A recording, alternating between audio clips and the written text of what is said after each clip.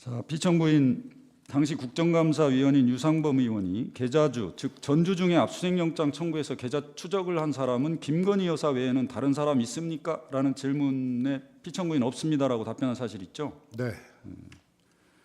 검찰은 2021년 9월 7일 계좌주 전주 중 한 명인 이승근에 대해서 압수수색한 사실이 있죠. 제 사후에 보고받아서 알고 있습니다. 그러면 이 답변을 할 때는 그 사실을 몰랐습니까?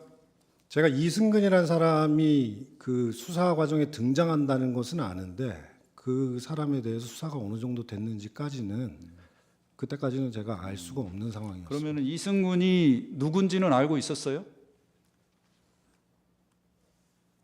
당시에요? 이승근이 이 사건에서 당시에? 어떤 역할이나 가담을 했는지는 알고는 있었습니까? 뭐 그렇게까지는 그 이름 정도만 아는 것이고요. 지금 제가 보고받아 알기로는 그리고 당시에 저 수사 보고라든가 압수영장을 제가 봤는데 이승근은 공범으로 압수수색 영장이 수사 초기에 다른 공범들과 함께 청구된 사람입니다.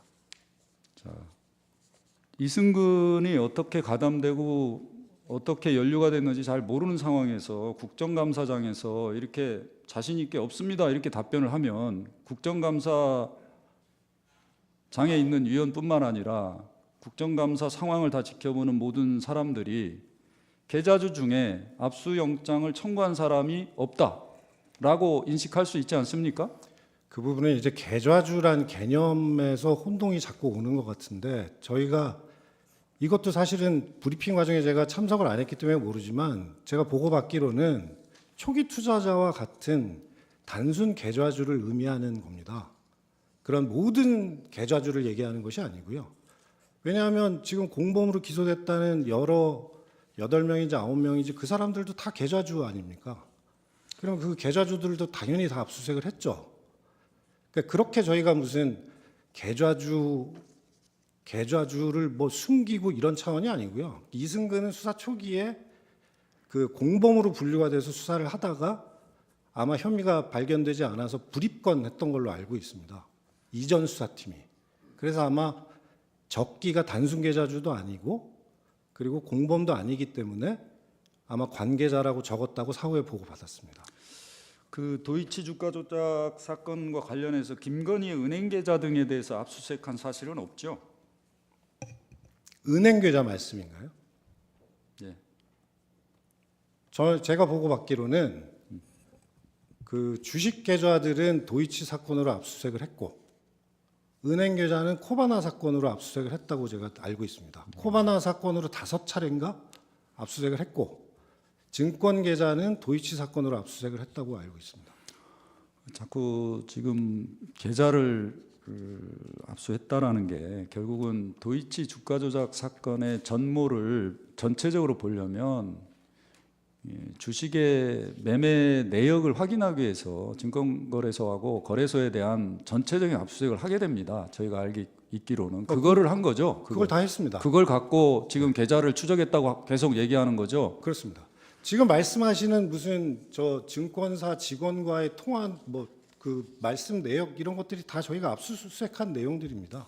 자, 김건희를 타겟으로 해서 김건희의 혐의를 입증하기 위해서 계좌를 추적한 사실은 없죠. 그러니까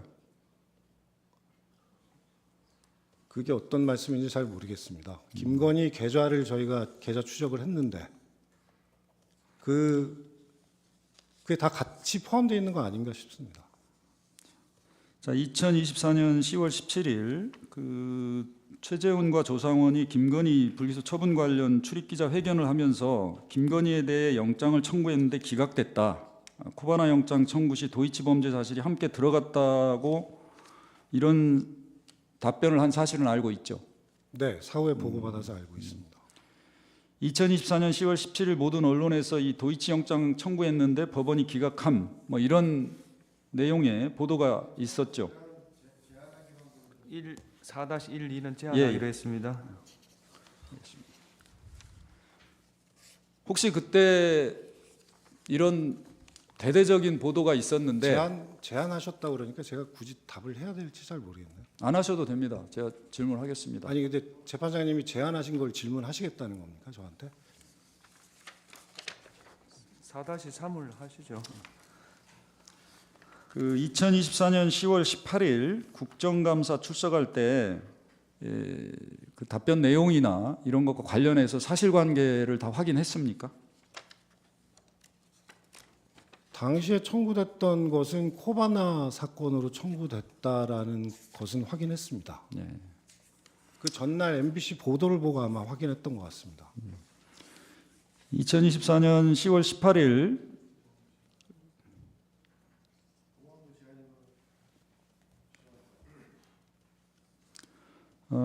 2024년 국정감사 중 법사위원회의 요청에 따라서 도이치모터스 주가 조작 관련 김건희에 대한 압수수색 영장 청구 및 발부 내역 정리한 자료 작성하여 국회에 제출한 사실이 있죠. 그렇습니다. 제가 잠깐만 계세요. 잠깐만.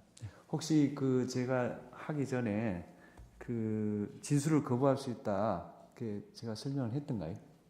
말씀은 안 안 해주셨는데요. 했습니까? 아 예. 제가 알고 있습니다. 예. 네. 네. 그 절차상 좀.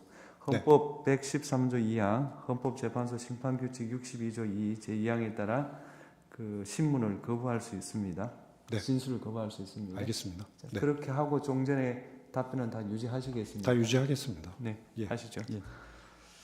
이 압수영장 내역에 보면 5-1번 1항입니다. 그 압수영장 내용 1번은 코바나 사건에 관해서 이렇게 코바나 사무실과 도이치모터스를 근데 이게 계속 허위라고 말씀하시는데 이게 왜 허위라고 말씀하시는 거예요? 질문을 좀 드리겠습니다.